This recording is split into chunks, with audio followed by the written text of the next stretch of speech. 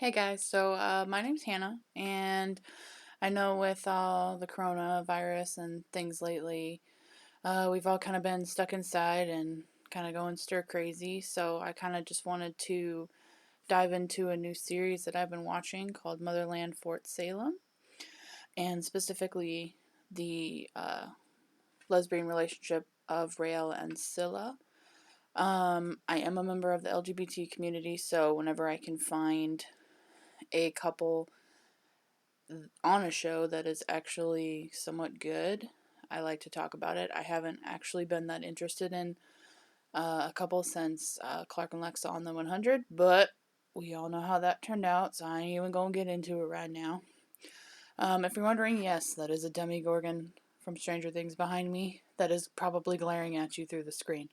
So, my apologies. But um, I kind of just wanted to break down episodes 1 through 5 as far as Raelle and Scylla go.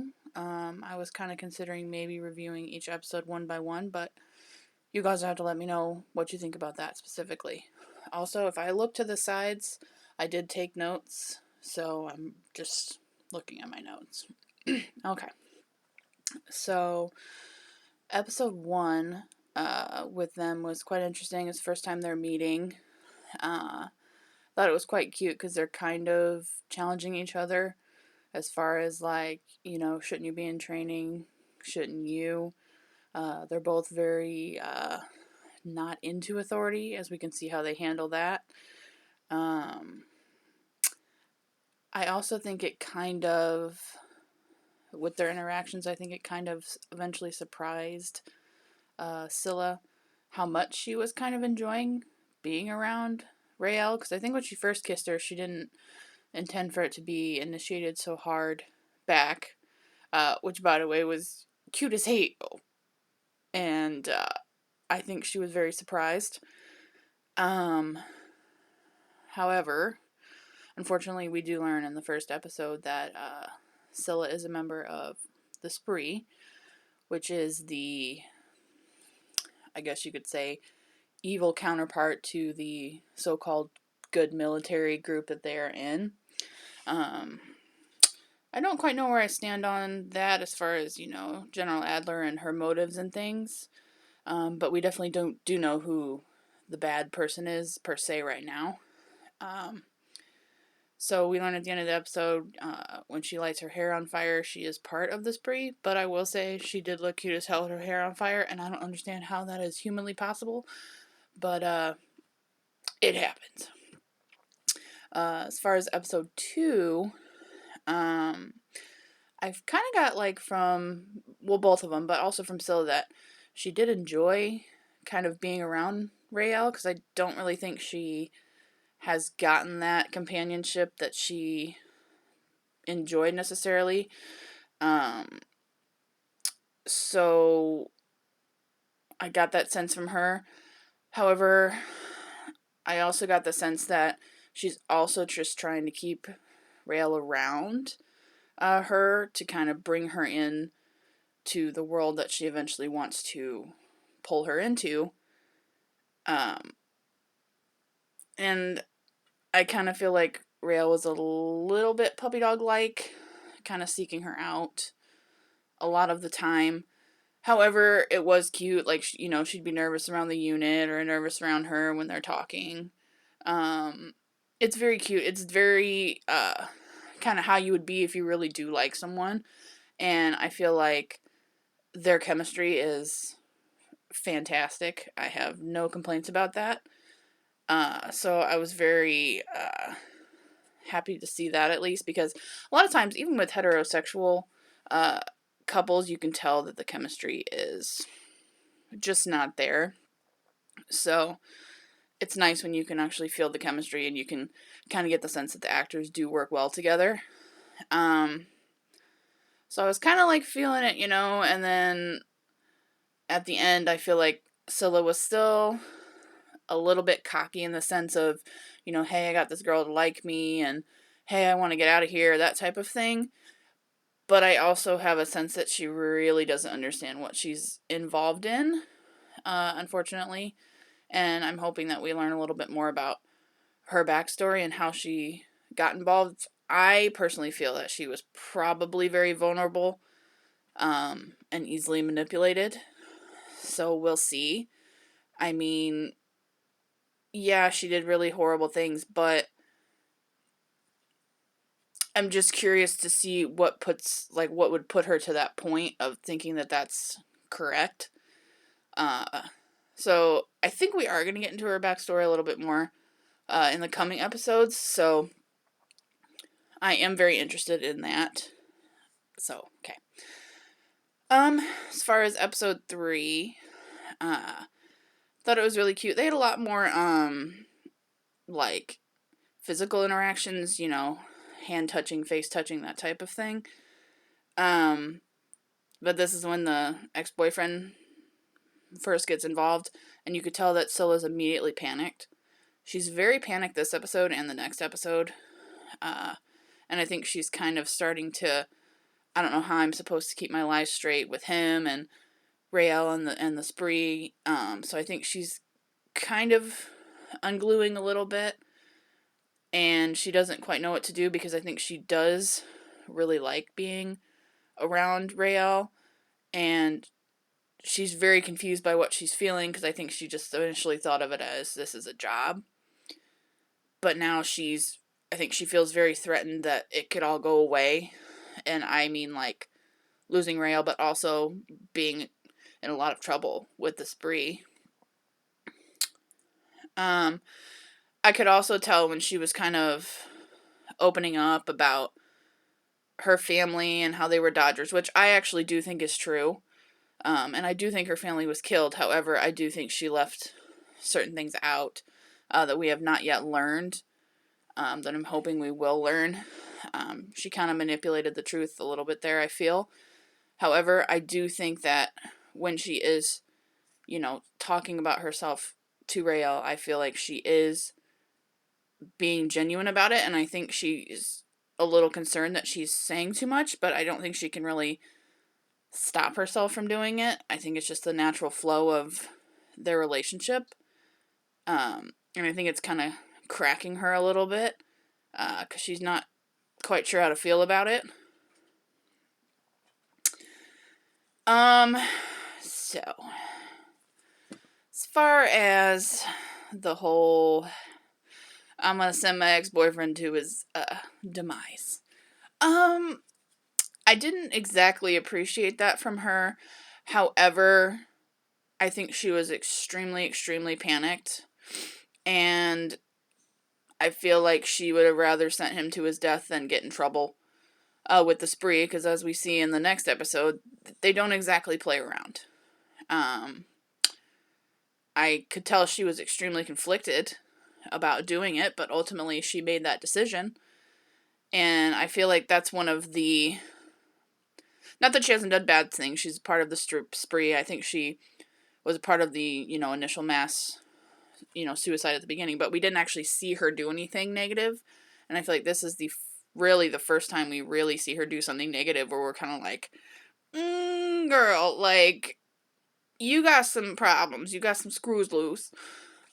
I mean, you look beautiful doing it, but you got some screws loose. So it's really the first time that we see that happen. And I think, honestly, that's probably a big turning point for her in this whole situation as far as, now what am I going to do? How do I feel about all this? So, and then we move into episode 4. And this is probably the most panicked that we've seen her. She's very panicked about being caught, but she's also very panicked about how am I supposed to explain this to Raelle, because Raelle is sensing and feeling things that I did not expect her to. So she's very much trying to be manipulative, keep things, you like me, we're, things like that, as far as distracting Raelle's attention for a little while. However, Raelle knows that something is wrong. Raelle is not stupid. However, she has a lot of feelings and lust, and I would go to say love, because Raelle is much of an outcast like Scylla, and I don't think she, besides her mother, who told her is no longer around, excuse me, she's never really had anybody that's made her feel the way Scylla feels, which is probably why they fell so hardcore, uh, due to that loneliness, and then finding that person that you also feel is similar. And so eventually Raelle, she can't take it. She's asking her all of these questions, and you can tell that Scylla is just super panicked. She doesn't know what to do. And it kind of ends that situation where she's trying to say, don't pry at this anymore. Like, this could go really negative for you. And, I can appreciate that in the sense that Scylla doesn't want her to be any more involved in what's going on than she has to be. However, I wish she would just be more truthful. And I know she can't be like, hey, I'm Spree. But, she could be a little more truthful about some of the situations, instead of, waiting till the end to tell her the truth after she knows the coast is clear for herself. But she's a Dodger. I think it's something she's always lived by. Once she knows she's safe, she can release a little bit of information. By the way, I would just like to say, Raelle, in that suit, girl, are you kidding me? I was so pissed off that Scylla was not part of the Beltane dance and all those things. I was like, really, girl, you gotta go off dealing with your dead-ass ex? Like, really? You got a hot-ass girlfriend? But, just the way the cookie crumbles. But, at the end, she does come to Raelle, and, she apologizes for how she acts. She does lie about Porter, which, I would expect her to, but I have a feeling eventually it's going to come out. However, the things about, liking her and having feelings for her, I feel were extremely genuine. And I feel like that's the moment where she really realizes it, because she's very tearful when, Raelle is saying, I'm with you no matter who you were, who you are, I want to be with you. And I think she believes her. And I think that's really her turning point, because I don't know if she necessarily wants to be the person she is right now, but she likes who she is becoming when she's around Raelle. But she's got this whole past to deal with, and she doesn't know how to deal with it. And even the Spree know that her and Raelle are extremely into each other. They're falling for each other. They literally try to choke her out on the bed and say, what are you doing? You're deviating from all of our plans. Like, you can't be doing this. And I think that's when Scylla's like, oh crap, I have really no options here, because if I don't do what the Spree wants, they're going to hurt me. And if I do what the Spree wants, I'm going to hurt her and ultimately myself. So she's kind of between a rock and a hard place in that sense. Okay. So as far as episode 5, which actually is my favorite episode so far. So when they were, initially talking under the trees, and Scylla was talking about how, she was able to go to the beach when she was younger, and it was the only place she felt free. I genuinely believe that. I don't know her entire story as far as parents or what happened after that with the Spree, but I have a feeling she does not feel free. She does not feel like she has capabilities to do what she would like to do. So I actually, kind of felt that for her, and I thought it was so cute just how supportive Raelle is of her. And I just don't think she knows how to deal with it, because I think she wants it so bad, and I think it's something she's never been able to have, which is probably part of why she was in the Spree as well. And now that she has it, she doesn't want to get rid of it, but she knows she can't have it if she's in the Spree. So it's all just very complicated situation. I also thought her picking her up and swinging her around was literally the cutest thing I've ever seen in my life, and I think I read on Twitter or Instagram or something that wasn't even scripted. Like, Amalia just did it, and they kept it in, which was just the cutest thing ever, because it seemed very natural, which was nice. Now this whole gift exchange situation, as far as Raelle giving her the dead bird head corsage situation and the marking of the hand. Now, while I do know those things are cute, they're also very weird. I also have a feeling Scylla, I think she marked her hand because of what she said. I think it's going to actually create some type of connection that they're going to be able to use in the coming episodes, because they're going to be separated, I feel. However, I also do think she marked her so she can tell when she's around the real person, considering the spree looked like Raelle and tried to choke her. So it's smart, but it's also sweet. So she kind of had a 2-for-1 on that one. As far as this wedding, man, I could not believe Scylla just decided to crash it and be like, well, let me burn my face and walk around this tree and be like, here I am, girl. That's exactly what she did. But I will say, all the interactions that we got with them were literally the cutest thing ever. With them dancing and talking about the corsage and, I'm happy you're here. And how Raelle was just constantly introducing her, this is my, this is my date, or this is my girlfriend. I especially liked it when she was real firm with Anacostia, saying, this is my girlfriend, like she's going to go where I am. And Scylla's face being like, oh my god, she called me her girlfriend. Like, she just felt it. And I thought it was really cute when Scylla was like, thanks for calling me girlfriend. It was just really cute. So I found that really interesting. I had a feeling that she was going to get caught doing something. I didn't quite know what or by who. But it turns out that, broken-hearted Tally sitting in the bathroom, Scylla walk in, sees the girl talking to a mirror and a balloon. So that kind of opens up a whole nother can of worms. And Scylla ultimately has to decide, what am I going to do here? Am I going to deliver her and not really know what's going to happen? Or am I going to stay? And she decides to stay and dance with her and just be with her. And I think she realizes that she's going to have major consequences for this. But, she loves Raelle. She says she loves Raelle. And I do believe it, because I just felt it in her face that she knew she couldn't do it. She couldn't give her to these people. And she wanted to just be able to be with her, and she knows that that's not going to be able to happen right now. And I also think she was very heartbroken by that, because she doesn't know her own fate now. Which, as we can see, probably ain't looking too good at the moment. Because she just begonzies girl bye at the end of the episode. I kind of have two theories as far as that. Well, first of all, she's not dead. Like in the promo where they're like, Scylla's dead.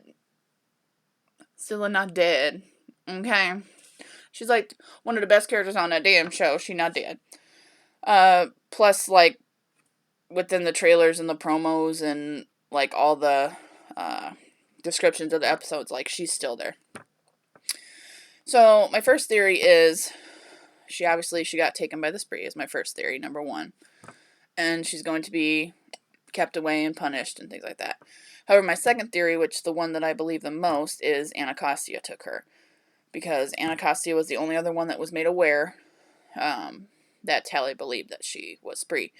So I feel like she took her, and she's either going to be trying to get information, or maybe she will set up some sort of punishment at a later time. But the thing is, I don't know if Anacostia is good or bad. That's the problem. Because she's very odd about Raelle and Scylla and things like that, and how she is with General Adler, and I just don't know where they kind of lie in that. So I don't really know on what level this is going to be. That might be part of a twist as well. Excuse me. However, I also believe that Raelle's mother is not dead. I feel like either she is a part of the spree, or she was taken by the spree because she is also powerful or something like that, because I feel like either Raelle's mother's in the spree and that's why they want Raelle, or Raelle has some type of extreme power, probably in the bloodline, that they want. So I feel like they wouldn't have just killed her mother if they shared the same bloodline and power. So I do feel that her mother is alive. There's too many surrounding questions about her mother and how she died and all these things. I just feel like if she was dead, it would have been settled, and it's not settled. So I think we're gonna see some of that, hopefully.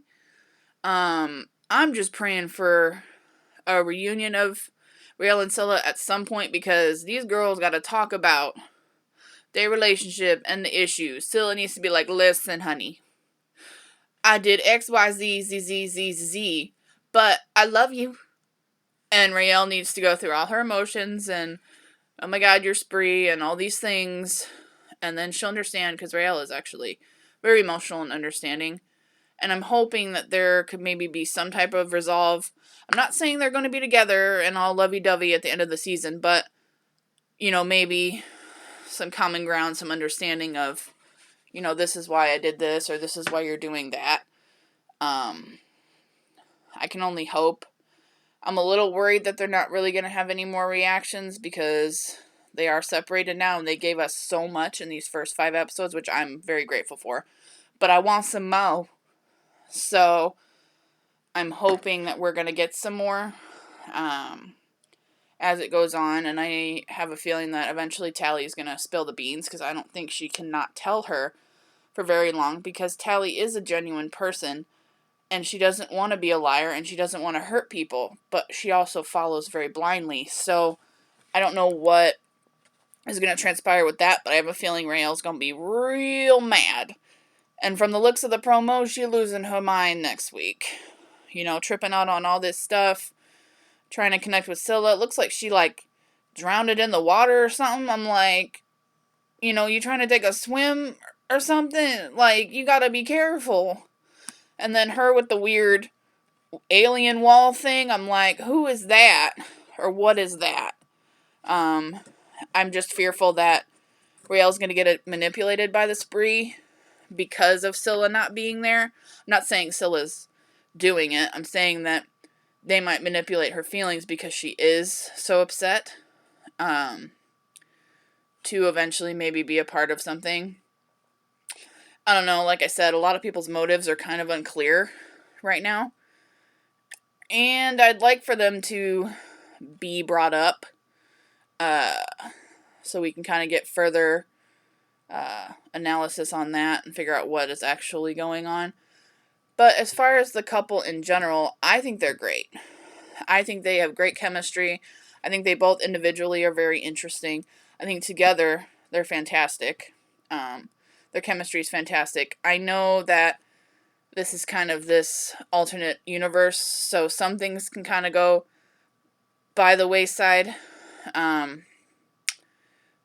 But overall, I think it's good, and I think it could be really good, as far as fleshing some things out, putting some redemptions in there, some meanings behind it. It doesn't change the fact that, they've done bad things, but it can at least explain it. And sometimes you just have this connection with somebody you can't explain, and I feel like, at least in Scylla's case, it's changing her for the better.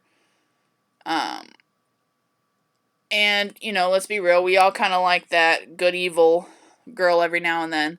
I mean, look at Villanelle in Killing Eve. She ain't even really good. She's kind of like 85-15, you know what I'm saying? But she's a beloved character. I don't really know if there's any redeeming qualities for her, but I can see them for Scylla. And I can also see Scylla having motives that were put there because of, the tragedy in her life.